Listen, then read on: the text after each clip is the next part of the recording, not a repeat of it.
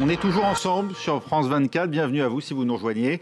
On va plus loin dans un instant avec Ziad Limam, directeur du mensuel Afrique Magazine. Bonjour Ziad. Bonsoir. Et bonne année 2023. Merci. Afrique Magazine qui nous propose d'ailleurs pour ce numéro double à cheval sur décembre et janvier un best-of 2022 consacré aux entrepreneurs du continent africain. Afrique Magazine plus que jamais tourné vers l'initiative et le dynamisme. Merci d'être avec nous. Face à vous, Gauthier Ribinski, chroniqueur international. Et directeur de moi-même. À France 24, et c'est déjà pas mal, peut-être on tentait d'ajouter. Et l'actualité qui nous réunit ce soir, c'est d'abord l'Ukraine qui va recevoir des blindés en provenance de France. Premier pays occidental à livrer des chars de combat légers. Annonce faite à l'issue d'un entretien Zelensky-Macron au téléphone. Une course aux armements alors que côté russe, on met en avant une frégate équipée de nouveaux missiles de croisière hypersoniques. Et ce, après la déconvenue que vient de subir l'armée russe à Marivka. On y revient dans un instant. Et puis, ils sont à peine une quarantaine encore en vie. Les tirailleurs sénégalais vont pouvoir continuer à percevoir le minimum vieillesse sans avoir à passer 6 mois de l'année ici en France, parfois loin de leur famille. Une annonce qui tombe au moment précis où sort sur les écrans le film Tirailleurs qui leur est consacré avec Omar Sy dans le rôle principal. Et c'est tout de suite, on va plus loin.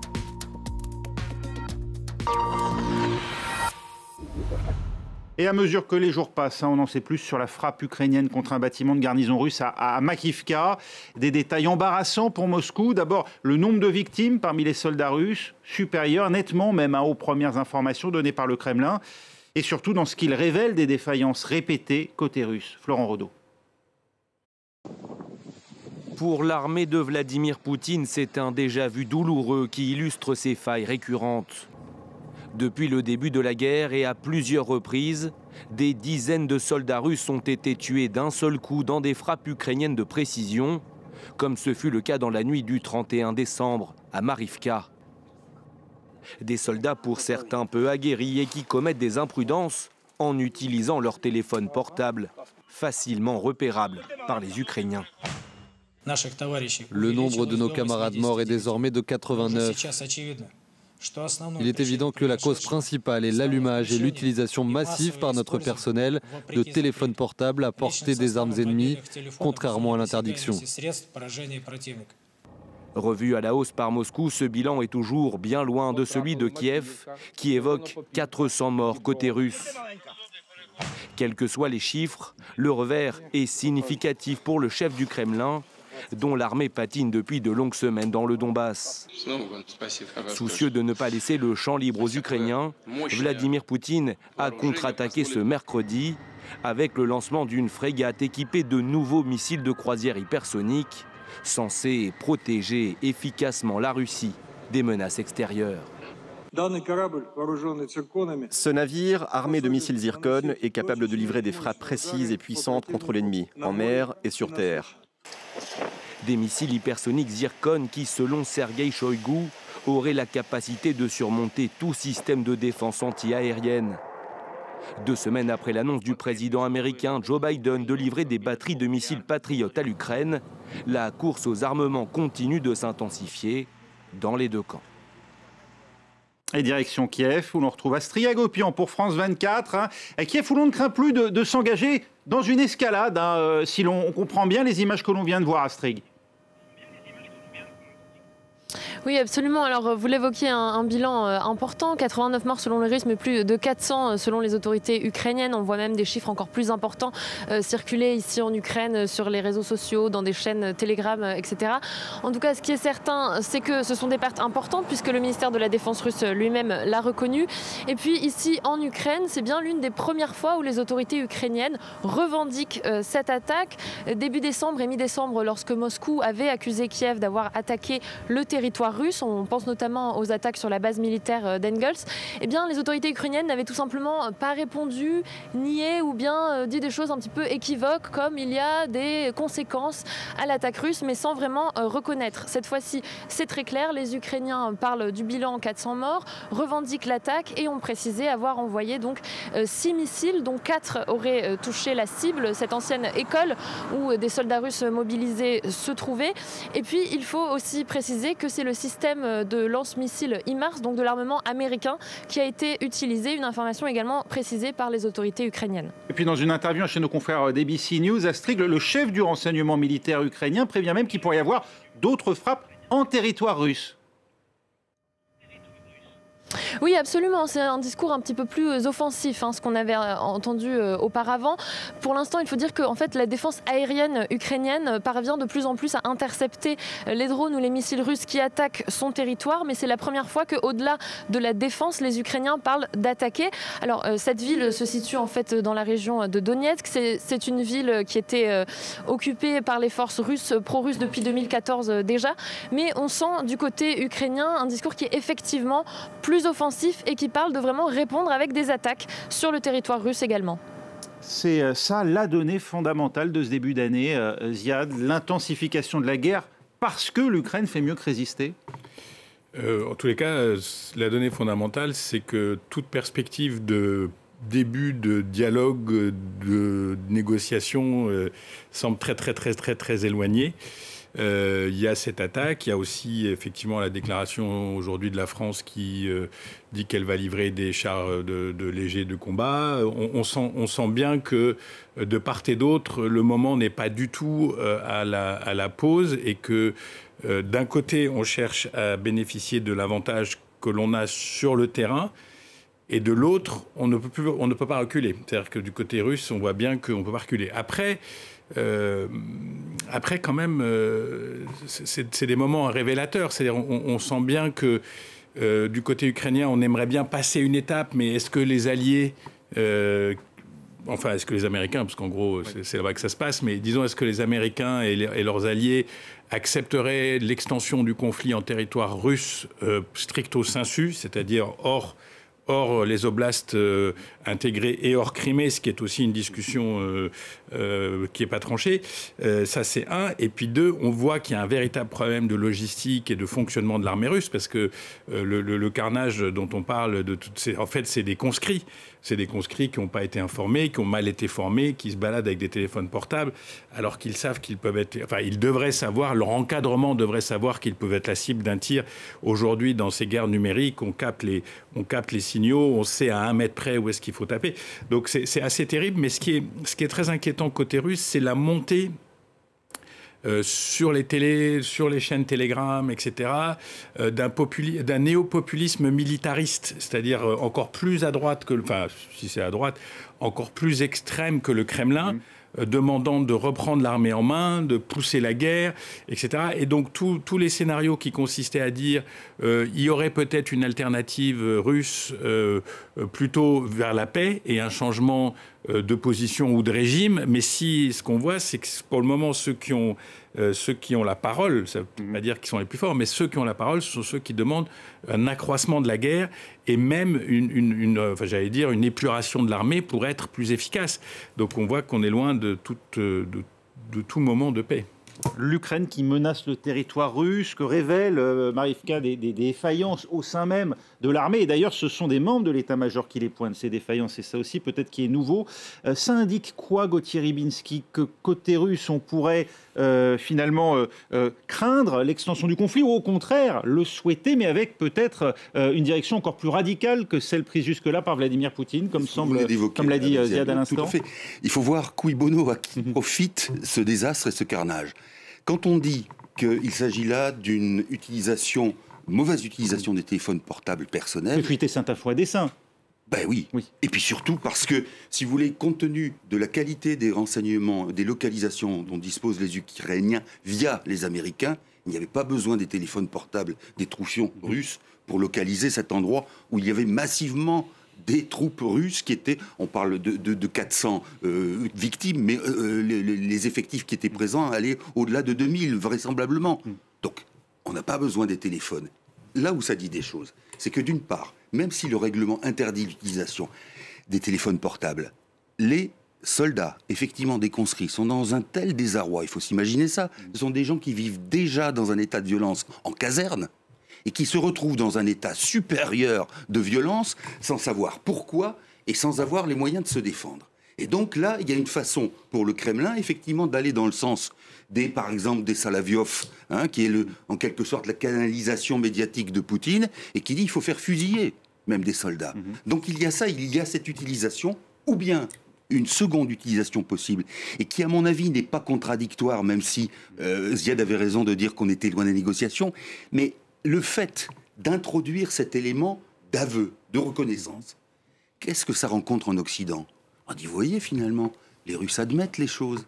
Alors on traîne, on dit, vous voyez, c'est pas forcément le commandement, c'est pas le Kremlin qui est mauvais, mais en bas, l'armée russe n'est pas bonne. Et puis que fait le Kremlin? Il dit, vous voyez, on est dans un conflit long. Et dans ce conflit long, que parie Poutine, et malheureusement avec des chances d'avoir raison, c'est la lassitude de l'Occident dans la cause ukrainienne. Vous voyez ce qui va se passer? On va dire, mais oui, les Ukrainiens veulent attaquer la Russie, mais finalement Poutine avait raison. On va sauter sur la moindre occasion de finalement revenir dans une vision rationnelle de ce conflit. Alors qu'il y a une chose, et je m'arrêterai là, ce dont nous avons le plus peur, nous en Occident, c'est l'effroi. L'effroi face à un conflit qui est avant tout d'ordre idéologique et non plus rationnel, civilisationnel et non pas matériel. Et ça, nous ne voulons pas le voir parce que c'est effrayant, parce que ça rappelle des choses très anciennes. S'entend peut-être, en tout cas, ce flottement actuellement côté russe, l'Occident renforce son aide alors que les préparatifs pour le transfert des batteries aériennes patriotes américains dont on vient de parler dans ce reportage ont débuté. Cette fois, c'est la France qui, par la voix d'Emmanuel Macron, annonce qu'elle va fournir à Kiev des chars de combat légers. Une annonce qui a fait suite à la visite la semaine dernière du ministre français des Armées Sébastien Lecornu à Kiev. On a le sentiment côté ukrainien, Astrid, que la France s'engage davantage aux côtés de l'Ukraine. Oui, absolument. Et c'est vrai que c'est apprécié. C'est quelque chose qui était attendu. Pendant plusieurs mois, depuis le début de la guerre, les Ukrainiens reprochaient un petit peu à la France de ne pas s'engager assez. Un problème, visiblement. Astrid, on vous entend. I just lost the connection. Non, on vous entend très bien. Et visiblement, elle ne nous entend pas, Astrid Hagopian. En tout cas, cette décision, c'est la première fois qu'on voit des chars de conception occidentale fournis aux forces armées ukrainiennes. Un pas de plus vers une co-belligérance, Ziad? Non, je ne sais pas. Je pense que les règles du jeu implicites ont été données dès le début, ou quelques semaines après le début de la guerre. L'alliance arme l'Ukraine. C'est pour ça que je vous parle de... Je vous disais dans la première intervention que toute la limite, c'est jusqu'où ces armements peuvent agir. Est-ce qu'ils peuvent agir en territoire russe? Oui, non. Est-ce qu'ils peuvent agir en Ukraine? Oui. Enfin, en Crimée? Oui, non. Oui. Ça, c'est les vraies discussions. Il s'agit de chars de reconnaissance. Oui. Ce qui est sûr aussi, c'est qu'on voit bien que la guerre de terrain, c'est devenu un objectif absolument inatteignable pour la Russie. C'est-à-dire la conquête, on en est à la défense des oblasts comme on peut, face à une pression ukrainienne de terrain, de soldats motivés, de troupes motivées, d'une organisation.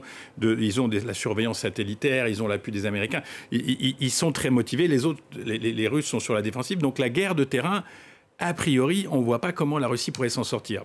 La seule arme que les Russes ont aujourd'hui, c'est leur capacité aérienne de missiles, de semer la terreur, de taper sur les villes, de couper l'électricité, de couper les sources d'énergie, d'essayer de casser le moral. Mais on voit bien que, du côté occidental, on est prêt à monter les enchères avec des systèmes avancés type Patriot, etc. Et que cette société ukrainienne montre des signes assez stupéfiants de résistance. C'est-à-dire qu'elle ne cède pas, elle ne casse pas. Et qu'il y a un cercle national qui s'est créé autour du président, du pouvoir. Il y a une mise en pause des contentieux anciens, grosso modo, contre l'ennemi russe. Donc on ne voit pas, dans ces conditions, pourquoi ils seraient tentés, là encore une fois, en ce moment, de négocier alors qu'ils ont l'énergie ils ont l'énergie du terrain. Ces livraisons de chars, voilà de quoi vous rassurer, Gauthier, vous qui évoquiez un instant le risque d'une lassitude côté occidental, et puis aussi un refus d'imaginer que les Ukrainiens puissent se servir de ces armes pour s'en prendre directement à la Russie, en validant finalement la thèse russe d'une agression ukrainienne. Oui, mais c'est ce que vient de dire Ziad là encore. On est dans une sorte de règlement d'entente tacite, c'est-à-dire que font les alliés des Ukrainiens? Ils empêchent les Ukrainiens de perdre, ils ne leur permettent pas de gagner. Et on a bien vu, lorsque Zelensky s'est rendu à Washington avec Joe Biden, il y a eu d'ailleurs un échange assez amusant, puisqu'il était sous le signe de l'ironie entre les deux, et Biden disant « je ne peux pas vous dire pourquoi, mais enfin, les armes que vous demandez, ça n'est pas possible ». Et voilà où on en est. Donc effectivement, il n'y a pas, et c'est ça le drame, et c'est ça qui peut aussi lasser les opinions publiques et même les gouvernants, il n'y a pas aujourd'hui d'option militaire qui puisse faire gagner les Ukrainiens, mais il n'y a pas non plus d'option de négociation dans la mesure où vous ne pouvez pas faire admettre aux Ukrainiens d'avoir passé X mois à perdre des centaines et des milliers de personnes et leur dire maintenant ça va, on a compris que vous faisiez preuve de bravoure et maintenant on va négocier. Ça non plus, ça n'est pas admissible. Il y a à la fois la résistance, il y a la résilience des Ukrainiens, leur tactique et le fait qu'ils ont appris à se battre. Mais il y a aussi ce qu'ils défendent. Et nous, ce que nous sommes en train de faire... Au-delà même de leur intégrité territoriale ? Bien sûr, oui, bien sûr, parce que c'est de l'opposition. On voit très bien comment est le régime de Poutine et qu'il agit. Encore une fois, vous allez me dire que c'est mon dada, mais il n'y a pas de problème géopolitique et de questions sécuritaires autres que celles qui sont intrinsèques à un régime fascistoïde, autocratique. Un changement de régime à Moscou, c'est ça qu'il faut viser comme objectif de guerre ? Je ne sais pas si... le cynisme occidental fait partie aussi des données, c'est-à-dire on se met à la place de la techno... du complexe, on va utiliser un mot historique, du complexe militaro-industriel politique américain. Est-ce que je prendrais le pari de me retrouver avec une bande d'idéologues encore plus excessifs, ou est-ce que finalement je parierais sur un régime poutinien fatigué, épuisé par une guerre plus ou moins perdue, avec une armée russe qui quand même prend des pertes lourdes, hein. Il faudra du temps pour reconstituer l'armada. Donc je sais pas. Malheureusement, c'est le seul message à la date du 4 janvier, c'est qu'on est dans cette période d'un conflit où malheureusement tout est encore possible, y compris les scénarios les plus catastrophiques, y compris les dérapages, y compris les incidents, un avion qui tombe du mauvais côté, un missile qui tombe du mauvais côté. Tout est possible, et donc on est encore dans une période de forte tension. Ouais, l'histoire n'est pas écrite, on continuera, nous en tout cas, de la suivre avec vous sur France 24. Autre grande actualité du jour ici en France, ils ont versé leur sang pour ce pays jusqu'au début des années 60. Ils sont au cœur de l'actualité, ici même ce mercredi. Les tirailleurs, appelés un peu par abus de langage d'ailleurs sénégalais du nom de leur corps d'infanterie au sein des troupes coloniales, ils vont pouvoir continuer à percevoir leur pension de retraite, le minimum vieillesse, sans avoir à passer 6 mois de l'année en France, parfois loin de leur famille, restés au Sénégal, en Mauritanie, encore au Mali. Une annonce qui tombe au moment précis où sort sur les écrans le film Tirailleurs qui leur est consacré avec Omar Sy dans le rôle principal. Aujourd'hui, seules quelques dizaines de ces tirailleurs sont encore en vie. Julien Sauvaget est allé à leur rencontre pour France 24. Ils ne sont plus que 39 encore en vie. Ce sont les derniers tirailleurs sénégalais. Je m'appelle Djemé Omar. Je m'appelle Mbodj Gorgui. Je m'appelle Yoro Diaw. Je suis né en 1933 à Kermari, Sénégal. Je suis né en 1928 à Dagana, près de Saint-Louis. Je suis incorporé dans l'armée le 6 mars 1953 au 1er RTS régiment de tirailleurs sénégalais. Moi, je n'étais pas engagé. Je n'étais pas engagé parce qu'à l'époque, comme on était colonie française, tous les jeunes qui avaient 19 à 20 ans, si vous êtes apte, on vous amène directement. Dès leur incorporation au sein des troupes de tirailleurs, ils sont envoyés en Indochine, puis en Algérie. C'est nous les premiers à venir en Algérie. Bon, on disait que l'Algérie, c'était un maintien d'ordre, mais c'était la guerre. C'est la guerre parce qu'il y a beaucoup de morts en Algérie. Lorsque les colonies accèdent à l'indépendance, les tirailleurs, eux, doivent choisir leur pays. La France nous demande, celui qui veut opter, il opte à la nationalité française. Celui qui peut rentrer, il rentre. Comme moi, j'avais mon père, il était vieux, hein, il n'avait pas de soutien.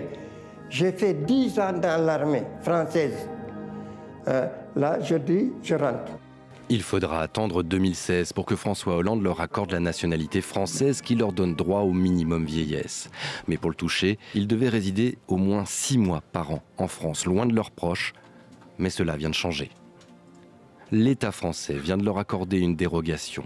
Ils peuvent enfin toucher cette pension sans résider sur le territoire. Tous âgés de plus de 90 ans, ils peuvent donc enfin retourner définitivement dans leur pays, auprès de leur famille.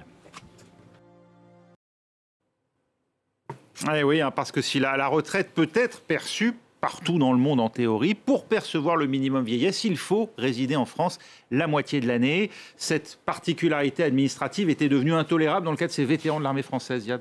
Non, j'ose pas dire que cette dernière mesure est anecdotique, puisqu'elle va quand même changer la vie de on n'a pas exactement 39, 40, le chiffre exact, mais c'est tout le traitement de ces tirailleurs post-guerre et post-dissolution de ces corps qui ont été dissous en gros dans 1960. C'est tout le traitement que la France va donner à ces gens qui est absolument historiquement scandaleux. C'est-à-dire, moi, j'ai essayé de comprendre avant de venir à l'émission, je suis allé regarder l'empilement des textes, tout ça en gros pour pas payer. Tout ça, en gros, et moi, je le vis parce que, comme tous les gens qui sont de part et d'autre, qui sont racines sur chacun des assez contents, je trouve que c'est cette histoire-là qui est triste. Et l'autre point important, c'est cette histoire qu'il faut raconter et la re-raconter parce que elle fait partie de l'histoire française et que toute la polémique qu'on voit aujourd'hui, c'est cette espèce de tentative de différencier les histoires. Mais là, on est dans l'histoire de France, parce que ces gens, d'une part, ont été incorporés de force dans les armées, 2, ils se sont battus à la guerre, 3, c'est une histoire ambiguë. C'est aussi des soldats qu'on a emmenés à Madagascar, mater les révoltes des indépendantistes malgaches. C'est des soldats qu'on a emmenés au Maroc et en Tunisie pour casser les nationalistes marocains et tunisiens. C'est des soldats qui ont fait la guerre d'Algérie, c'est des soldats qu'on a emmenés en Indochine, c'est des soldats qui eux-mêmes ont été écartelés dans leur, dans leur rapport au monde et à la France. Donc c'est une histoire complexe et le film qui sort a au moins ce mérite, c'est de remettre ces histoires qui sont des histoires de la France, qui sont portées par un acteur français. Il l'a dit hier dans une émission assez célèbre du PAF, du paysage audiovisuel français. Il a dit, en gros, je suis français et je vous emmerde. Je pense que c'est bien. Et vous savez, ça me rappelle la phrase de Senghor, c'était les dogs de l'Empire. Donc on voit à quel point... Et les films sont importants. Après, je vous laisse parler.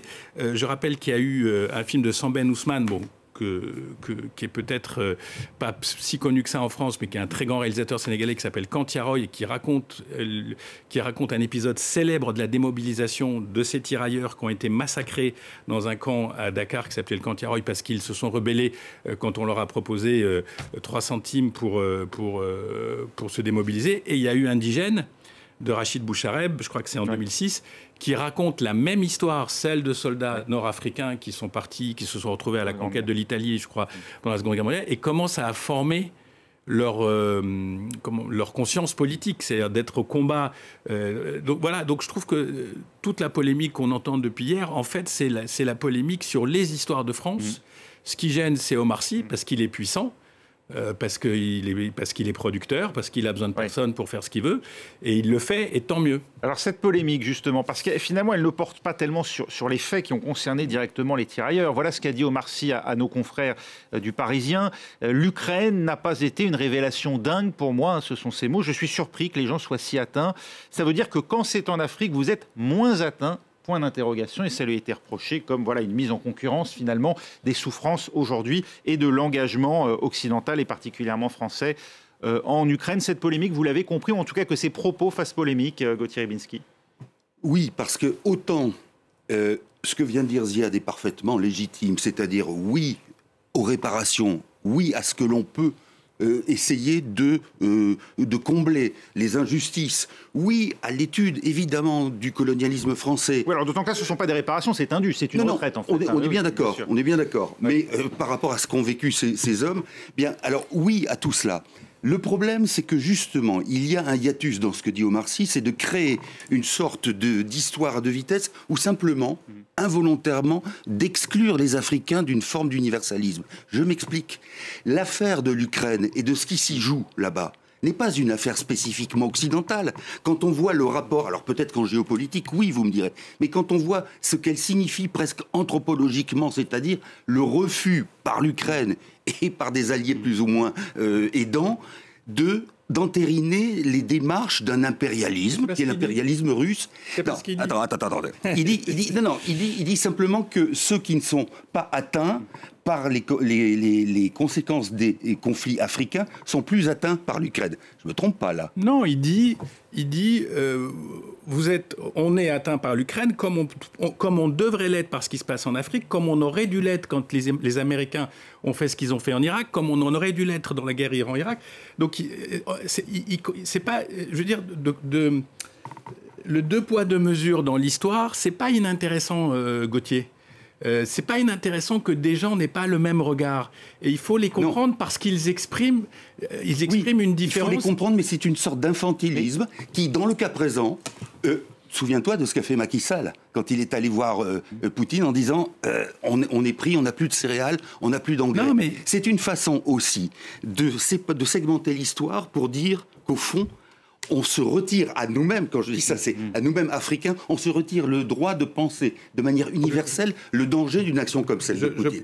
C'est de dire qu'il y a deux écarts. Il y a des écarts totalitaires qui sont ceux des Européens et ceux des Blancs, pour être clair, et ceux des Africains qui ne sont pas, effectivement, peut-être pas à leur juste valeur, des conflits qui ne sont pas estimés à leur juste valeur.